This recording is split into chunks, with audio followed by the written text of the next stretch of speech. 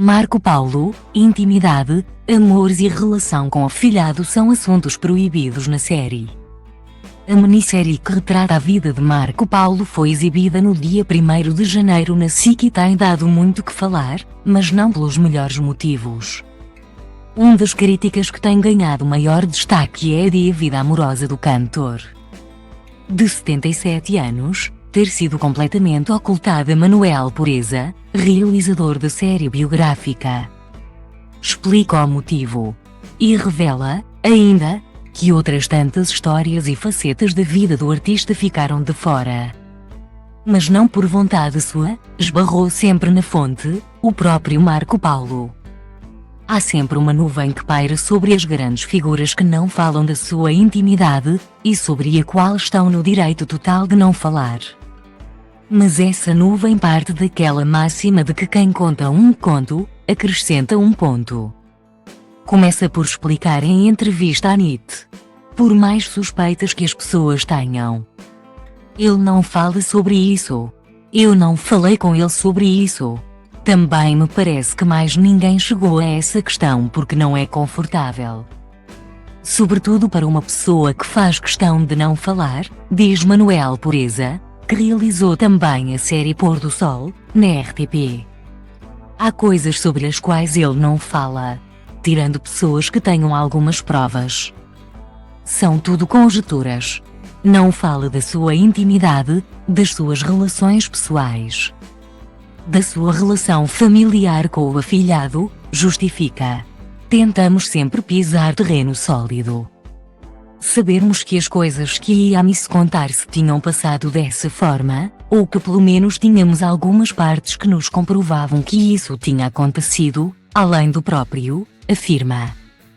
Para Manuel Pureza, para fazer um filme biográfico era fundamental falar sobre isso. Mas Marco Paulo não o permitiu. Para todas as outras coisas ele abre a porta. Para essa não abre. E isso está na cabeça das pessoas que veem a série e que são da minha geração. Que não se fala desse tema, conta, acrescentando que retratar facetas e episódios da vida do cantor sem as suas próprias revelações seria entrar em terreno muito pantanoso.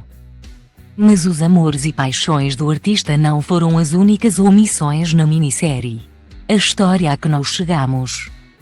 Sobretudo a Vira, Sacramento, a Susana, Tavares, e a Sara, Rudy, as argumentistas.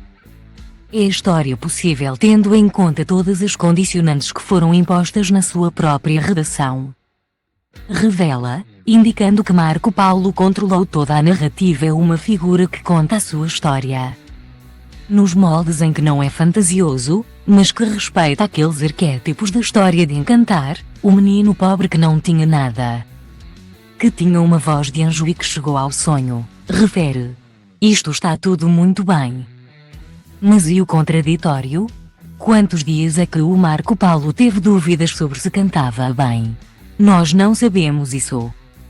Nunca soubemos, nunca nos foi permitido trabalhar sobre isso, assume.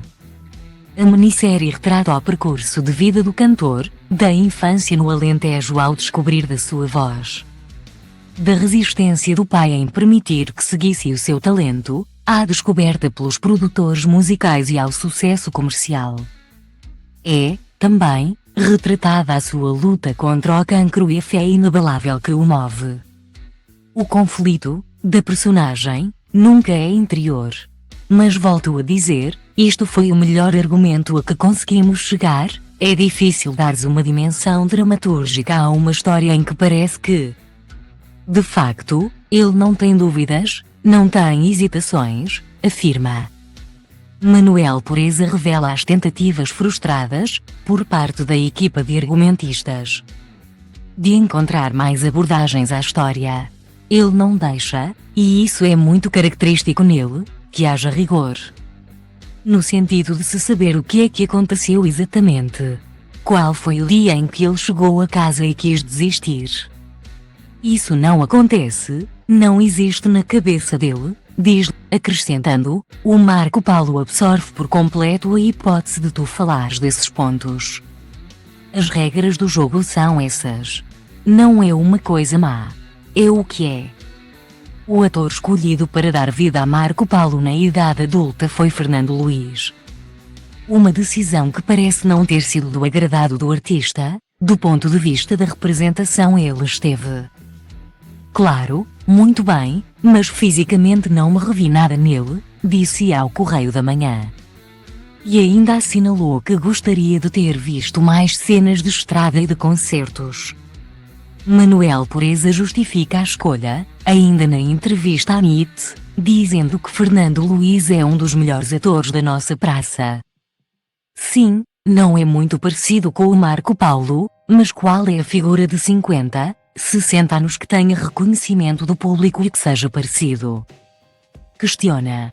Além do mais, falamos do Marco Paulo, que é uma pessoa que gosta muito da sua própria figura. Costumo dizer que mesmo que o ator fosse o Tom Cruise banhado a ouro, o Marco Paulo ia achar que não era parecido com ele. Risos. É uma especificidade de quem é. Digo isto com o máximo dos carinhos, atira. Ele nunca, e isso é uma característica dele como é de muitas estrelas, pode ficar mal na fotografia. Isso faz parte de uma coisa que ele protegeu ao longo de 77 anos, que é a figura do cantor popular que é amado por milhões e milhões, refere. Na opinião do realizador, este tipo de filmes biográficos, feitos em jeito de homenagem a um artista vivo, nem sempre é pacífico para a pessoa retratada, é um risco enorme porque há um confronto com uma representação de nós próprios. Imagino que não seja pacífico, sobretudo para o Marco Paulo. Presumo que tenha havido ali zonas que provavelmente não tenha gostado. Porque não estamos habituados a ser representados por outra pessoa, refere. Ainda por cima o Marco Paulo é uma pessoa que gosta imenso de si próprio. Para o Marco Paulo, a única pessoa bonita que existe no mundo é ele próprio, diz. A questão se ficamos a conhecer Marco Paulo ao ver a minissérie, Manuel Pureza afirma, conhecemos Marco Paulo no limite daquilo que o Marco Paulo deixa que se conheça sobre ele. Loading igual a Lazy Frame.